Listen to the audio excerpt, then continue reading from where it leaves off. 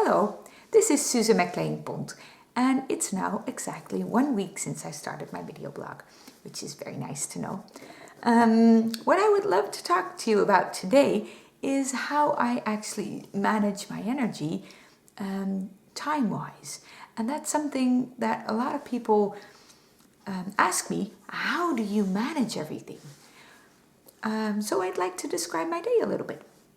So a lot of people know I get up at 5 a.m. and between 5 and 7 I have 2 hours in which I do a lot of self-care habits, and I start my work day as well. And then at 7 my kids come down and we have breakfast together and I bring them off to school, and at about 9 o'clock I take off where I left my work. So that makes it really easy for me because I've started already. I only have to grab what I'd started and I can just move smoothly into my working day. And around 2 I pick them up, and that's where my working day stops because then my kids are home. And a lot of people ask me, how do you manage to get all that work done in that short amount of time?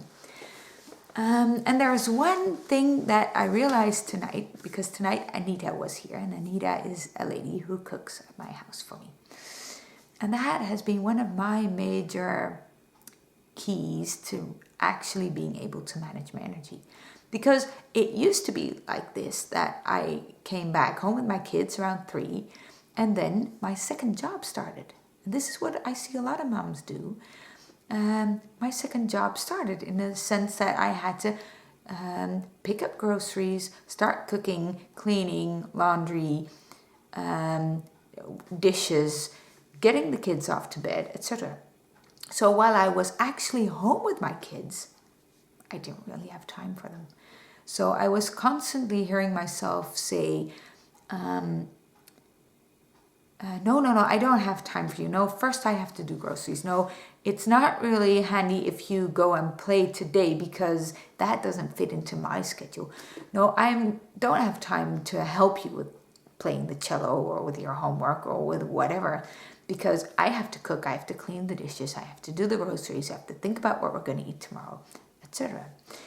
And I didn't want to live that way. Plus, I already got up at 5 and I worked until 2. So I wanted a rest. I didn't want a second job. Now my husband works in a different city, so I'm all by myself at weekdays. And this all comes down to me. So what I did a few months ago is that I decided I wanted someone to help me out. So 3 days a week, I have a wonderful lady, and she comes over to my house at 4:30 and she starts cooking. She cleans up the kitchen, she does the laundry, and I have a different lady who cleans out my house. Meaning that all afternoon, I just have all this space with my kids to relax, to help them with things, to actually play with them, to do nice things. So today we made friendship bracelets. And that was such a beautiful thing to do, to see what keeps their minds busy, to see where they are at, and to really communicate with them and have real quality time. And many people tell me, well, I love cooking. I wouldn't want anybody else to do that. So I'm not advising everybody who has their own business to delete from their life whatever they love doing. What I'm suggesting is that you think about the things that you actually don't love doing, that don't make you feel really good inside, and see if you can outsource them. Because if you keep on struggling with all these things that don't make you feel good, then there's just not enough time in a day to really do feel good. Or, like me, you get angry at things that actually would make you feel good, just because you don't have the time to really do them. I was yelling at my kids that they had to shut up and bother me because I was doing something that really didn't even make me feel good. And that's really a catch-22. I want to spend time with my kids. I don't want to be in the kitchen cleaning and making the daily food.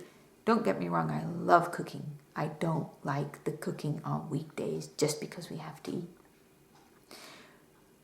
So I thought, I'm yelling at what I love, doing what I don't want to do.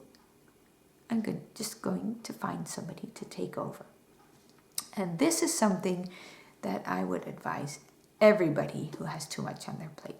Think of what really fills you up. Think of what really brings you down. Outsource that and spend all that time on what really fills you up.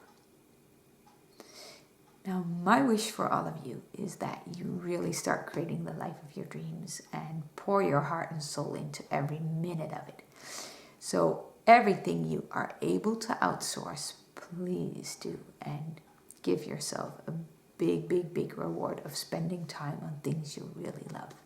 Be creative. I know you can. And I'll see you tomorrow. Bye-bye.